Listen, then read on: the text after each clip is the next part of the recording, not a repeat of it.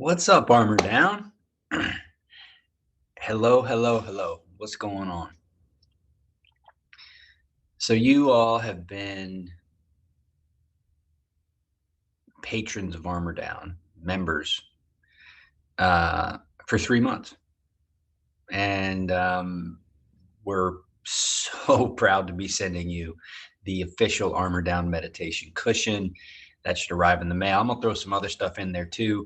Y'all are the first kind of group, and you know, I've known you I've known you all for a long time, almost 10 years probably. But the next steps are, um, you'll get your cushion, and then we're going to start setting up times to train together on Friday mornings. Hopefully, you can make those. And we've got ideas for how to make the practice Armor Down a part of your life in ways that we hope will be meaningful for you. And we're not going to think about it as how it's going to be beforehand. We are going to invite you to participate and to very much take on a sense, hopefully, of kind of ownership uh, and a sense of you're helping lead the way too. I guess the ultimate goal is why we're doing all of this, whether it's Armor Down or whether it's Mindful Memorial, really is to create less suffering. I've been thinking about that a lot. There's no way to create this perfect world where bad things don't happen, ebbs and flows or disappear. There's really only the only option we have is creating less suffering. The suffering just is. It's going to be there, but we can create less suffering by the practice and the practice of the four bells. And so what this kind of reintroduction to the four bells is how to create less suffering. So we're going to go back through the four bells this week, next week, following week, and the following week. So there are going to be four trainings that are going to come in succession that are going to be organized around this idea of how to create less suffering. And today, being the emphasis is going to be on bell one, the way we create less suffering is step one. The first way we do it is by recognizing the difference between the present moment and the story. So bell one, okay? Bell one is all about emphasizing over and over and over again your ability to shift out of the larger narrative of past, future. This is the story. This is where the world is headed. This is where I'm headed. This is what I'm doing. This is what I'm supposed to be doing. All this other kind of stuff. Super nice, important, got to have it. You're literally practicing shifting out of that story into the present moment. It's a total shift in your relationship to time.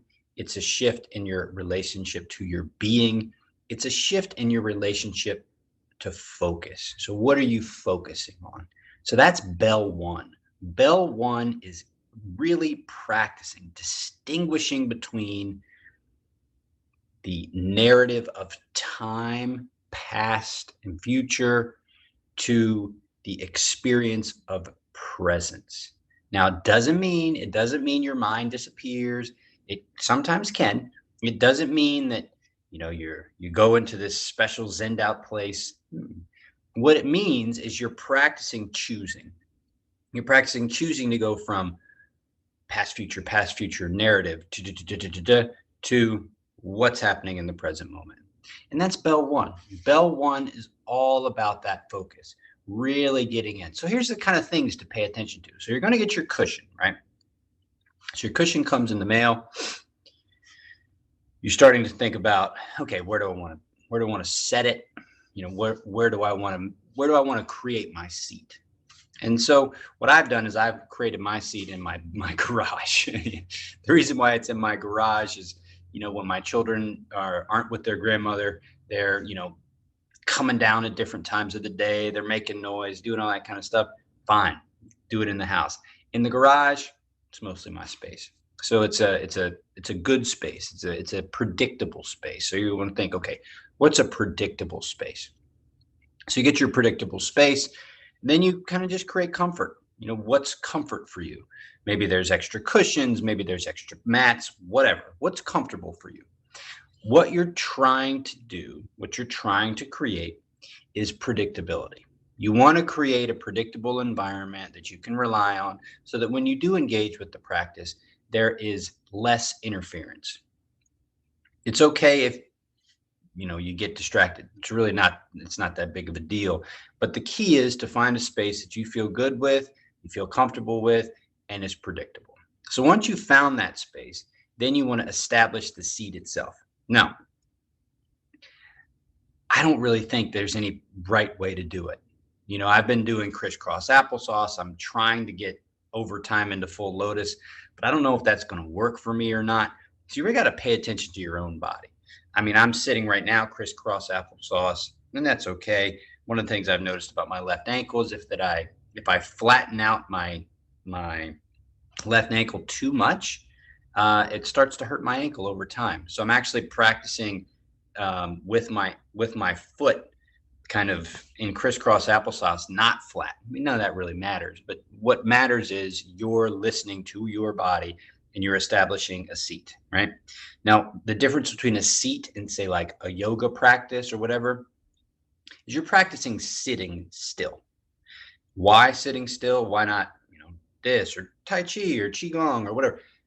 The reason stillness is where we're working from is that it's something that we can recreate in a sustainable way up to the moment of death. I know that sounds morose, but think about it. The practice that we're engaged in isn't in any way, shape, or form temporary. It is a practice that we can interact with up until the moment of death. So your body can fall apart like my mother's did when she had ALS. So she just couldn't move her body anymore. So, okay, so does that mean you can't practice anymore? No, It's totally sustainable. You can still practice.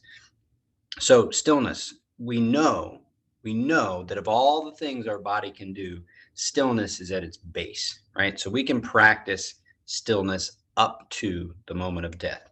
So that's why we're practicing seated, right? It's something that we can sustain all the way through the rest of our life. And that's what you want to be thinking about. You want to be thinking about, okay, my mindfulness practice is going to support me up until the last breath I take. 100,000% sustainable. If I lose my legs in some kind of terrible accident, I can still practice. If I get some kind of debilitating degenerative disease, I can still practice. So I don't mean to be morose, but think about it in sustainability. So that's why we're still, okay? So just to reiterate, bell one, I'll go over 2, 3, and 4 just before we get going. But bell one is all about that ability, that practice to go from time focus, present moment focus, narrative focus, present moment focus. It's all about making that clear in your own practice that there's a difference between the narrative, the story, and the present moment. And why you're doing all of this is to create less suffering. Suffering is part of the human experience, okay? There's nothing we can do about it. There's no way out of it. There's no way through it. There's no way out of it. There's no way to eliminate it. There's simply how we participate with it. And what we want to do is create less of it. And we got to start with ourselves. We cannot create less suffering in the world if we are internally suffering. So bell one, all about that. So let's practice it. Okay. Now, what do we know is always taking place in the present moment? Our senses. So what I'm going to do is I'm going to really emphasize that for this practice. I'm going to really emphasize the different pieces of our sensorial experience: sight, sound, taste, touch, smell. Okay, I'm going to emphasize that a lot. I'm going to go into bell 2, 3, and 4, and I'm going to kind of go kind of skate across the surface of 2, 3, and 4. But bell 1, we're really going to dig in. So go ahead, get yourself set, get yourself ready. Bell 1's about to start.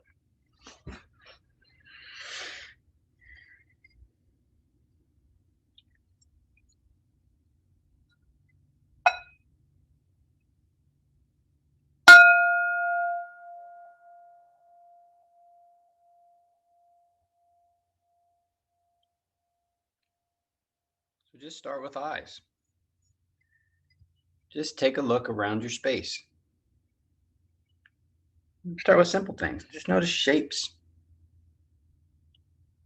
The circle at the bottom of the lamp, the rectangle on the step ladder, the straight line of a bar, squares.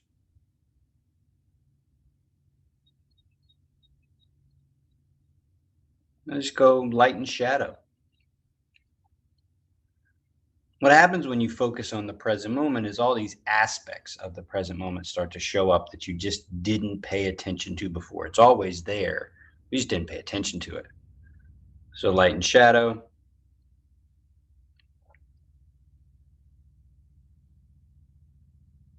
Everything's got it. I'm looking at a bug and a web, a spider web, and there's a little bit of shadow there.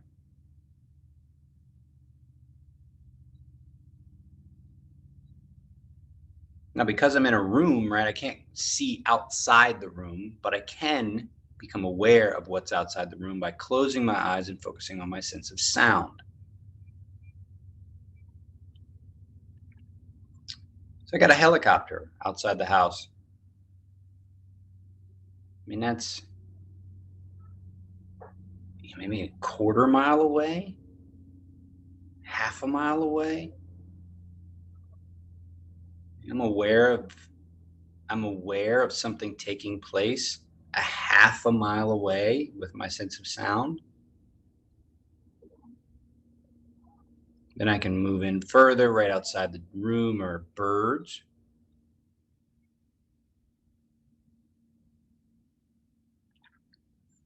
Something we often say with first bell is curiosity tames the mind every time.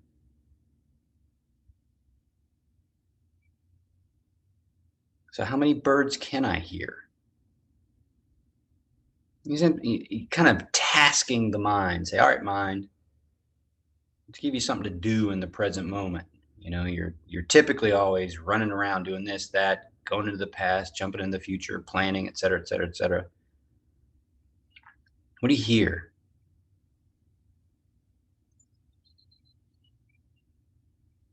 Where do you hear what you hear? In my mind, I just noticed that, kind of to my 12 o'clock in front of me, there was a group of birds to the left, and then all of a sudden another bird appeared towards the right. So I've got birds at my 10 o'clock and my 2 o'clock.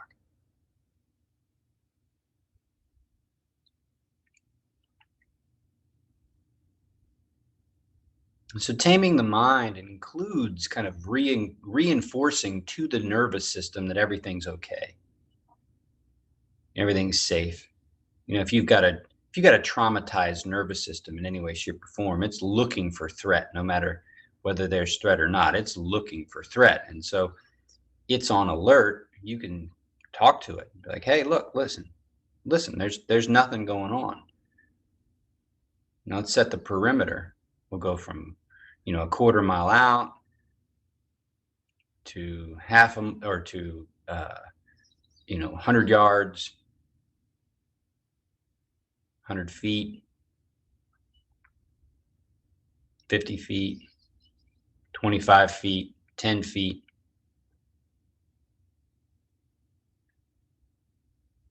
Establishing a perimeter, recognizing the predictability of the perimeter, and then from there moving into the skin itself. So now the nervous system has been kind of coaxed into the kind of quiet side, the parasympathetic side. Say, hey, look, I'm not lying to you here. I'm just kind of letting you know this is what's going on. And you say, all right, now let's get even closer. Let's go check out the skin. Let's feel the skin. I'm like, what do you mean feel the skin? Well, All right, mind, can you feel the temperature in the room? Well, of course I can feel the temperature in the room. Well, yeah, but have you really felt it? I mean, can you feel the difference in temperature between the skin that's open to the air, the skin that's covered by clothing?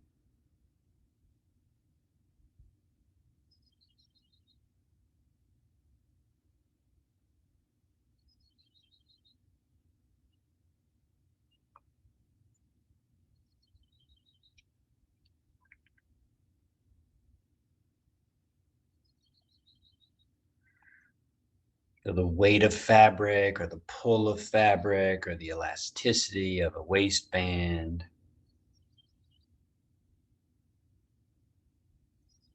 the sensation of an undergarment.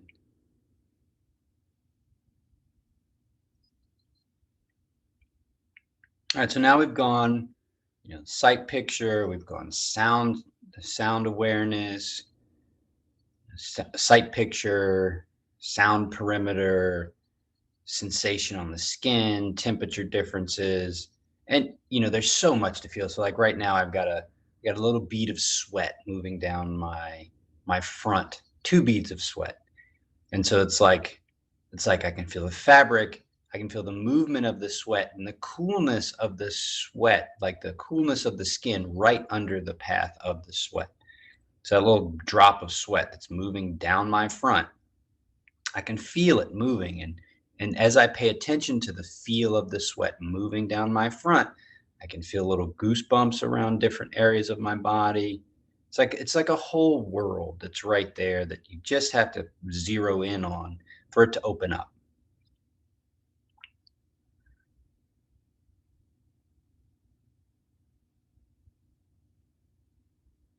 So now I'm going to go inside. All right. So inside starts with, you could either start it with taste or you could either start it with smell. So let's go to let's go to smell. So just zero in on their nose. Like feel your nose, feel the tip of your nose, and notice your nostrils. And first, just notice air coming in and out of your nostrils while you're breathing. Now, we're not going to focus on the breath. You're just focusing on the fact that you can feel, if you pay attention, the movement of air in and out of your nose.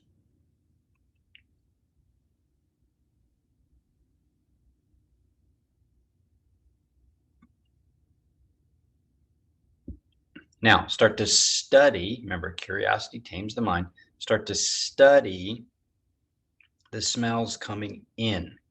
Now, there may not be much, but if you study it and really focus in, you might be able to smell something.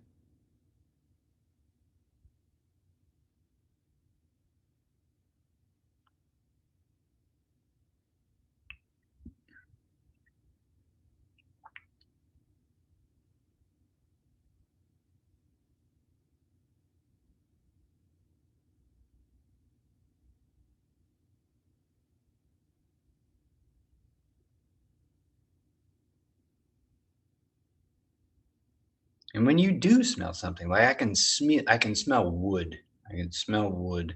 When you do smell something, it's like, oh, the mind is, oh, look, there is smell. And you kind of study that, it's popping in and out of my awareness.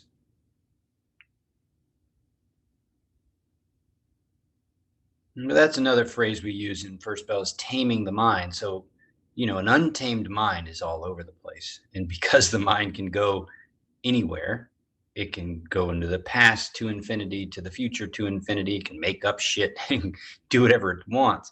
So, as you tame your mind becomes kind of calmer. There's a story in Tibet about it training elephants. You have to tame the elephant before you train it. You have to facilitate a sense of calmness before you can educate it.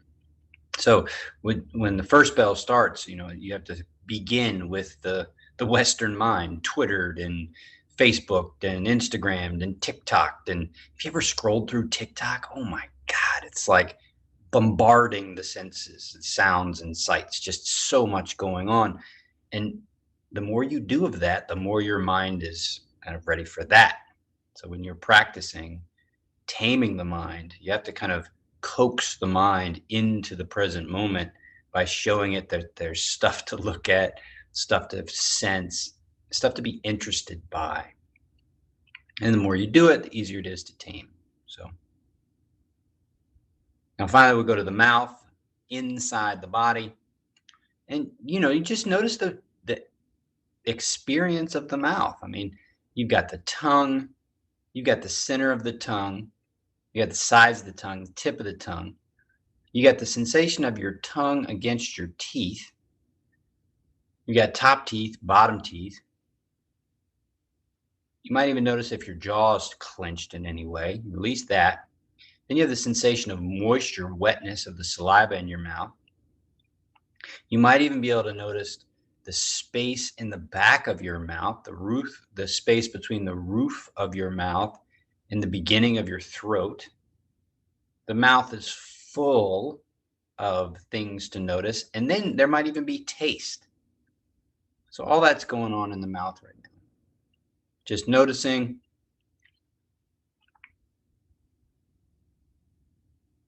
And that basically takes us through first bell. This first bell is kind of all about the senses, all about taming the mind, shifting away from that narrative, past, future, into present moment. And that's kind of where we want to stay.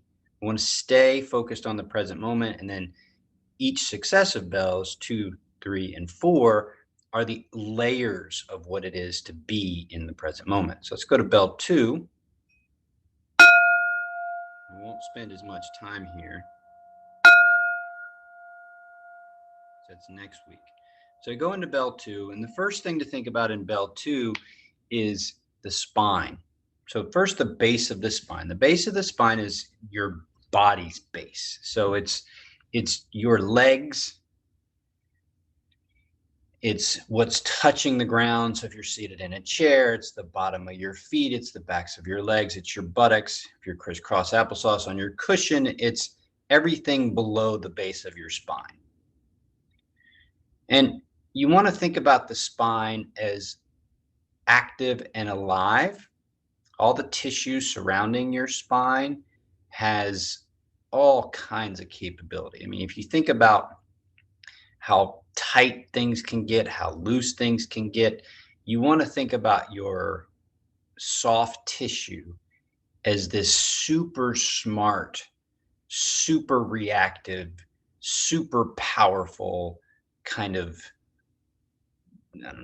concoction that responds to all your thoughts, that responds to your movements, that has all this capability that you're largely not engaged with on a regular basis. It's mostly taking care of itself. It's 13.5 billion years of evolution that makes up all the things that are your soft tissue. So what you're going to do in second bell is you're just going to kind of notice how everything feels. And then you're going to engage with it and then kind of see how it feels after you engage with it. So I like to engage with second bell in this context with just little bits of movement. So the first movement I'm creating is at my legs and at my feet. I'm just kind of shaking them. The next thing I'm going to do is go into my pelvis, the hips, and I'm going to kind of start to shake that a little bit. Movement, just kind of pretty gentle movement, kind of like the way you rock a child to soothe a child. Movement soothes soft tissue. So again, the mind, having been tamed in first bell, is now going into second bell, and you're saying, all right, mind, I want you to interact around the base. Now I want you to interact in the pelvis. And what do you mean interact? Well, it actually takes concentration to keep these little areas moving. So now I'm going to get into the core. I'm going to make my core move. It's actually, you have to kind of concentrate and practice to get these regions actually going and keep them going. It takes focus. It's harder than it looks to keep regions of the body moving all at the same time. So I'm going to go into chest shoulder space, So I've gone ground, pelvis, core, chest space, throat space, top of the head. And I'm just going to try to keep it all moving at the same time. Now, I encourage you to look at me and laugh and be like, "What an idiot. Look at that." But just remember, hopefully you're doing this in the morning to start your day and you're by yourself. So who cares what you look like? The key thing is your body has so many ways to talk to you. And the first kind of way is through your senses. That's bell one. But bell two, we're getting into the body itself. So now we're into the body, into sensation at these different chunks. If you're a yogi, these are just the alignment of the chakras: ground, pelvis, core, heart space, throat, top of the head. Get that all moving. And then when you're ready, you kind of stop it.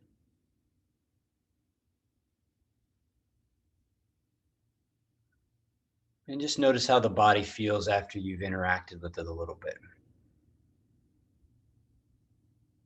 Now, the maximized bell two is a yoga practice, Tai Chi practice, I mean, gymnastics, whatever you want to think. Those are all wonderful, absolutely wonderful. But you want to, again, be thinking about sustainability, sustaining this stuff for the rest of your life. And, God forbid something terrible happened to you, like, I don't know, you're a veteran who lost both of their legs and an arm in some kind of IED blast. I've worked with veterans like that. All you've got is a spine, right? As ridiculous as that is, as sad as that is, all you got is a spine. Well, how do you continue to do the work, do the practice? You can get that spine a moving. So it's bell two, right? So bell two are always going to emphasize the body in bell two, the sensation of the body, being with the body. You'll also hear statements like training the mind. In the military context, the body is exempt. The body is kind of pushed out of the picture as something that needs to be paid attention to. It's more or less something that needs to be a means to an end. So the body is not given its space. It's mostly given to just maximum output, maximum effort, getting the job done, worry about your feelings later, et cetera, et cetera. And Armor Down, we really want to interact with the body and learn to communicate with it, learn how it speaks, et cetera, et cetera. Now we're going to bell three.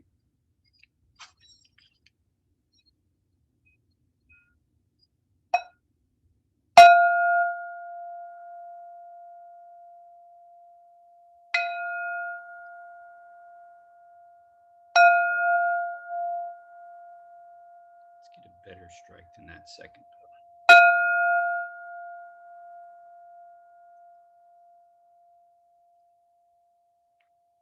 All right.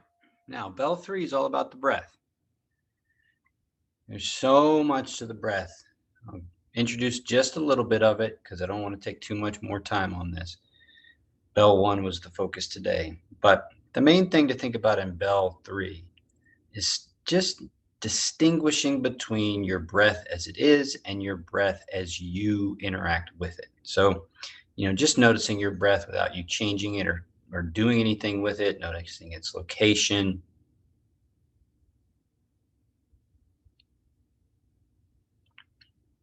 So, right, the breath is invisible, right? You can't see the breath per se. You mostly can just understand the impact of the breath. So, you can't really see it, but you can study its location, its intensity, like how fast you're breathing,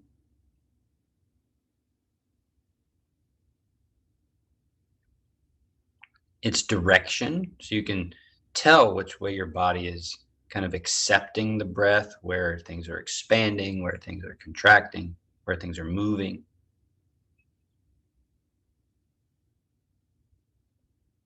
And then the depth of the breath. So, how deep do you feel your breath? Is it deep down in your body? Is it shallow in your chest? There's all these little aspects of the breath that if you kind of know what you're looking for, all of a sudden the fullness of the breath starts to show up. And it's just like, oh, wow, okay.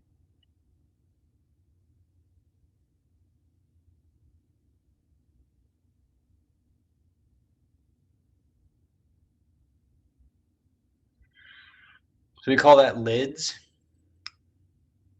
I forgot the size. So how big your breath takes, how much space your breath takes up. So location, lids, location, intensity, direction, depth, and size. All these aspects of your breath can be influenced by you.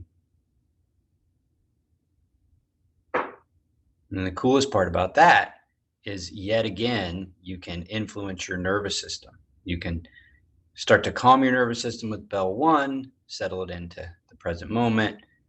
Bell two, get into the body. Bell three is really starting to work with the breath. And the breath is the kind of the sandbox, or the place of training to deal with the emotions. We'll talk about that more on the third week. But yeah, you really want to get kind of a handle on your breath and practice your breath, because if you want to kind of excel in the fullest aspects of your life, you have to contend with the emotional realm. And dealing with emotions is tough. And if you want to create less suffering in the world, this is a space where you've got to practice. You got to get good at this. All right, so now we're going to head into fourth bell.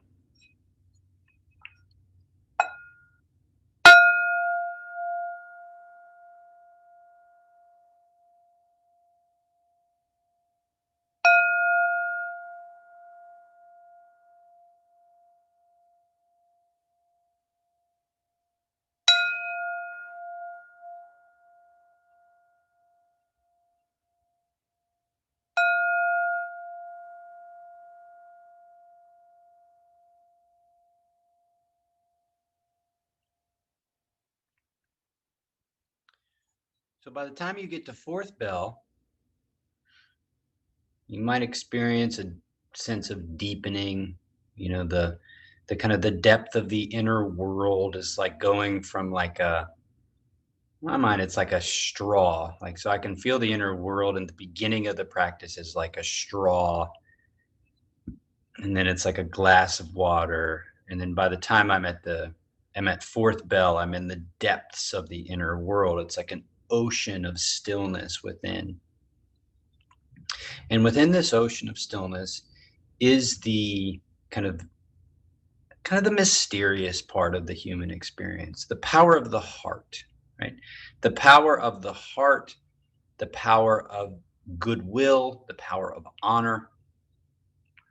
Fourth bell is all about that. Now, I often talk about this as the realm of the mystery, the realm of the divine, the realm of the unknown, but also this is the realm of kind of religion. This is the realm of oneness. This is the non-dual realm where we're all connected. And so the opportunity in fourth bell is kind of to choose how to connect. And there are kind of two ways that we like to interact with the world at bell four, and that's through gratitude or compassion. So gratitude, of course, is the participation with the things that give your life meaning and open your heart that way. And then compassion is kind of like the second level of that, the willingness to open your heart in the realm of suffering. And if you can open your heart in your practice, right? If you can go into your mind, I should say that this is where we kind of allow the story back in. It's quiet enough, you're settled enough to allow the story, the narrative, life back in. And depending on how your inner body, your inner world feels, taking it in the direction of either gratitude or compassion, and kind of the offshoots of those are kind of like the roots of kind of the trees of goodwill and honor and love. And so where do you want to take the practice? Where do you want to send that goodwill out or send that goodwill in? So that's fourth bell. I won't say too much more about it, but maybe just take a moment to, just in your own mind, in a way that's meaningful for you, offer gratitude for the practice, offer gratitude for the technology, offer gratitude for Armor Down being almost, I guess, 10 years old. Gratitude for the fact that it's still going. I mean, I'm grateful for that all the time. Many of you I've worked with for a long, long time. Here we are, still trying to do right by ourselves and our community and our world. So I'm really grateful for that.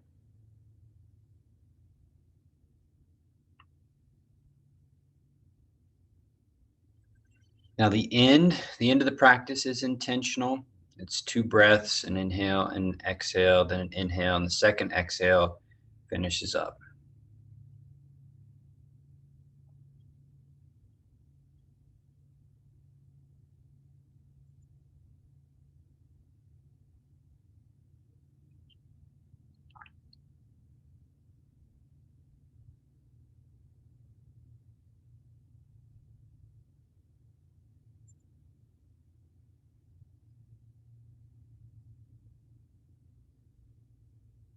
Hmm. By the end, sometimes I just don't want to get out of the practice. So you can start to feel the impact that you can have on your own inner world. I mean, how great is that? You can actually do something about this stuff. I mean, I'll never forget experiencing mindfulness for the first time and just being like, oh my gosh, I wish someone had taught me this before. Jeez. I mean, the notion that there's actually choice in the matter is just spectacular. So but that's why we're here, right? We're here to create less suffering, and not just in the world, but we got to start somewhere. And the first place to start is within yourself. And so that's bell one. And again, awesome for being a part of Armor Down, and I can't wait to work with you live. We'll do it through Zoom, of course, but it's going to be on Fridays. So we're going to try to create a time that people can practice on screen together, and we'll keep building this thing. All right, Armor Down. Again, thank you for being part of our Patreon. Thank you for continuing to do the work and do the training, and it's going to be cool to see what we can support and create together. So I'll see you later.